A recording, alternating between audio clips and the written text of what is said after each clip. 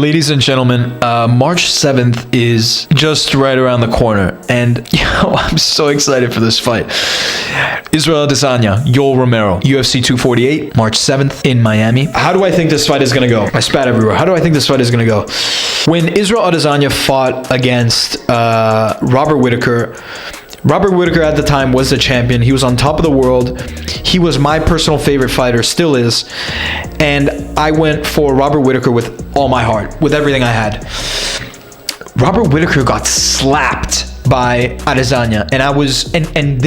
And guys, Robert Whittaker beat Romero. So applying the logic of fighting, prediction, whatever, if Whittaker beat Romero and Adesanya beat Whittaker, then Adesanya will beat Romero, right? If it was like that, I'd be correct in all the cases and I'd be a multimillionaire. But it doesn't work like that. That's also the beauty of this combat sport. These two fighters, they hold two different types of weapon.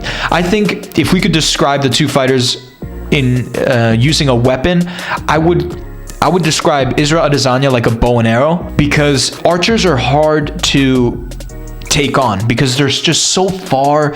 They're always agile, they're quick, they move, they're accurate, they're precise. That's what archers are, they're precise. On the other hand, you have Romero, who's just a cannon, okay? Closer range, harder, stronger, like he can take more damage. He has the highest, I think, defensive performance in the UFC. So out of all the punches that fighters have received, Romero has the highest percentage blocked. Romero has an extremely strong wrestling background. He was in the Olympics. He has the genes of a family of pro boxers from his dad, who his name was Pablo. So he has the genes to be an absolute animal. He's 42 years of age. He's been in the game for an extremely long time, and he has no intention to stop. He wants to go onto the 50s, he says. So in this fight, if I have to pick a winner, I'm going to have to say Adesanya. Because I just think he's undefeated, 18-0. Romero, he's always hit people. He's always been an absolute beast. But he also takes damage.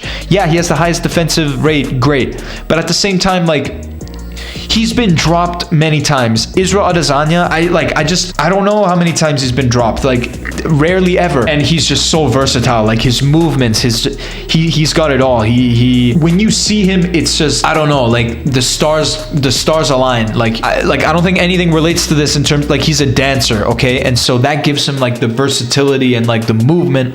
Then he's a hard hitter. He's strong. He's lanky. He's long. He's got reach. And man, he's a smart dude. Like, I just think his coaches are gonna, have planned this fight very well, like they did the Whittaker fight. I see Robert Whittaker as a very similar fighter to Romero.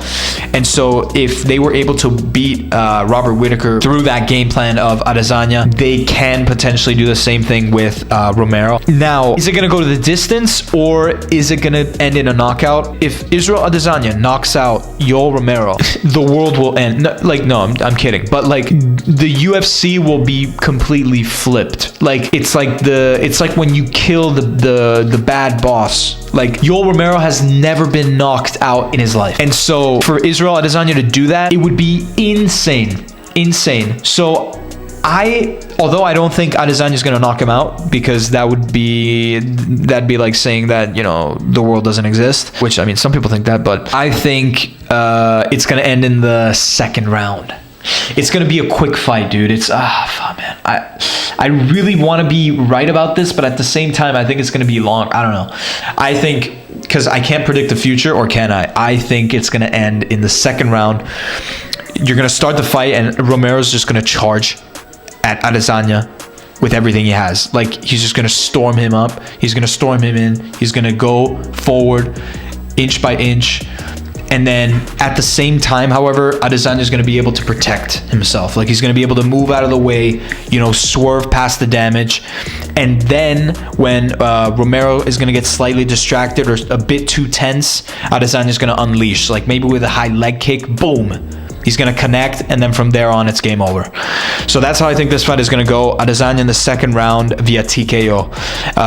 And he's going to maintain his undefeated record, and he will be, you know, on his way to becoming one of the greatest. If you guys like this type of content, these types of predictions, I also did a prediction on Weili Zhang against Joanna coming up on the same day. I've also done other predictions on John Jones, Dominic Reyes, which is extremely, you know, controversial to this day. Reyes should have won that fight. Latifi and Derek Lewis. But if you guys like this type of content, again, like and subscribe, and I'll see you guys in the next one.